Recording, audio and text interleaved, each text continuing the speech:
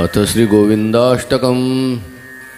सत्यं ज्ञानमनन्तं नित्यमनाकाशं परमाकाशं गोष्ठप्राङ्गणरिङ्गणलोलमनायासं परमायासं मायाकल्पितनानाकारमनाकारं भुवनाकारं श्मायानाथमनाथं प्रणमत गोविन्दं परमानन्दम्।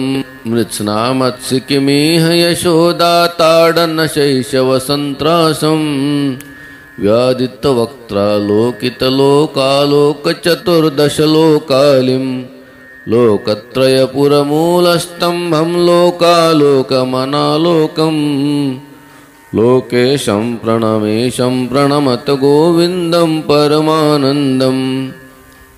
त्रयविष्टपरिपूवीरग्नं क्षितिभारग्नं भवरोगघ्नं कैवल्यं नवनीताहारमनाहारं भुवनाहारं वैमल्यस्फुटचेतोरुत्तिविशेषाभासमनाभासं शैवं केवलशान्तं प्रणमत गोविन्दं परमानन्दम्। गोपालं भूलीला विग्रह गोपालं कुलगोपालं गोपीखेलन गोवर्धन धृतिलीला लालित गोपालं गोभिर्निगदित गोविन्द स्फुटनामानं बहुनामानं गोपी गोचर दूरं प्रणमत गोविन्दं परमानन्दम्। गोपीमण्डलगोष्ठीभेदं भेदावस्थमभेदाभं शश्वद्गोकुलनिर्धूतोद्धतधूलीधूसरसौभाग्यं श्रद्धाभक्तिगृहीतानन्दमचिन्त्यं चिन्तितसद्भावं चिन्तामणिमहिमानं प्रणमत गोविन्दं परमानन्दम्। स्नानं व्याकुलयोषिद्वस्त्रमुपादायागमुपारूढं व्यादित्सन्ति रथदिग्वस्त्राह्युपदातुमुपाकर्षन्तं निर्धूतद्वयशोकविमोहं बुद्धं बुद्धेरन्तस्थं सत्तामात्रशरीरं प्रणमत गोविन्दं परमानन्दम्।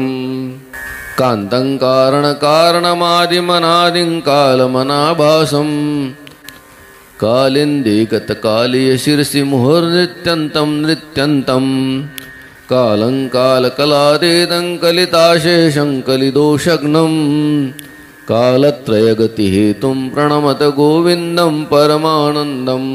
वृन्दावनभुवि वृन्दारकगणवृन्दाराध्यं वन्देऽहं कुन्दाभामलमन्दस्मेरसुधानन्दं सुहृदानन्दम्। वन्द्याशेषमहामुनिमानसवन्द्यानन्दपदद्वन्द्वं वन्द्याशेषगुणाब्धिं प्रणमत गोविन्दं परमानन्दम्। गोविन्दाष्टकमेतदधीते गोविन्दार्पितचेतायो गोविन्दाच्युतमाधव विष्णो गोकुलनायक कृष्णेति गोविन्दाङ्घ्रिसरोजध्यानसुधाजलधौतसमस्ताघो गोविन्दं परमानन्दामृतमन्तस्थं ससमभ्येति। इति श्रीमच्छङ्कराचार्यविरचितं श्रीगोविन्दाष्टकं सम्पूर्णम्।